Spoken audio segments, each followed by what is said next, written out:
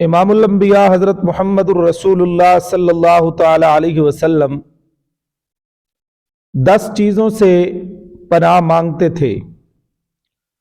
مسلم شریف کے اندر ایک حدیث پاک ہے، حدیث کے راوی سیدنا انس رضی اللہ تعالی عنہ ہے، فرماتے ہیں کہ کان رسول اللہ صلی اللہ تعالی علیہ وسلم، کہ امام الانبیاء حضرت محمد الرسول اللہ صلی اللہ تعالی علیہ وسلم یقول فرماتے تھے اللہم انی اعوذ بک من العجز،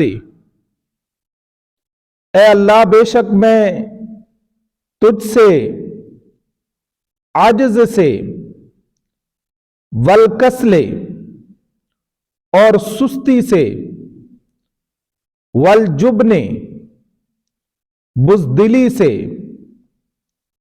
والحرم اور بہت زیادہ بڑھاپے سے، والبخل اور بخل سے تیری پناہ مانگتا ہوں اور تیری پناہ میں آتا ہوں۔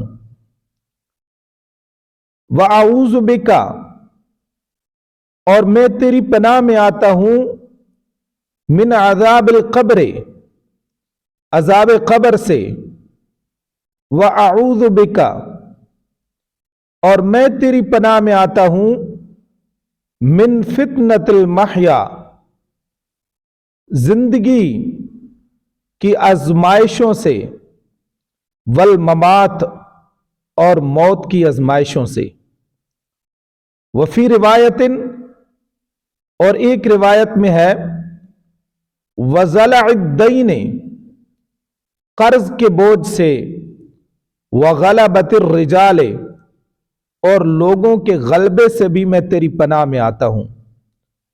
تو یہ 10 چیزیں ہیں کہ جن سے امام الانبیاء حضرت محمد الرسول اللہ صلی اللہ تعالی علیہ وسلم پناہ مانگتے تھے۔ نمبر 1، لاچاری، کمزوری سے۔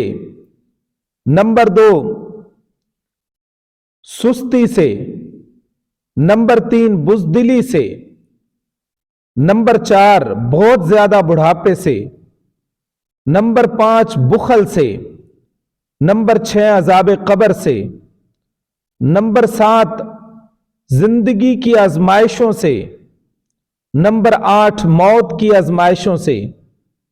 نمبر 9، قرض کے بوجھ سے۔ اور نمبر 10، لوگوں کے غلبے سے۔ تو ہمیں بھی چاہیے کہ جب امام الانبیاء حضرت محمد الرسول اللہ صلی اللہ تعالی علیہ وسلم ان 10 چیزوں سے پناہ مانگتے تھے، حالانکہ آپ تو معصوم تھے، اور امام الانبیاء حضرت محمد الرسول اللہ صلی اللہ تعالی علیہ وسلم تو اللہ کے نبی تھے، یہ امام الانبیاء پیغمبر صلی اللہ تعالی علیہ وسلم اس جیسی دعائیں مانگ کر اپنی امت کو تعلیم دیتے ہیں کہ اے میرے امتیوں، تم بھی اللہ تبارک و تعالی کی ذات پاک سے اس طرح دعا مانگا کرو، ان چیزوں سے پناہ مانگا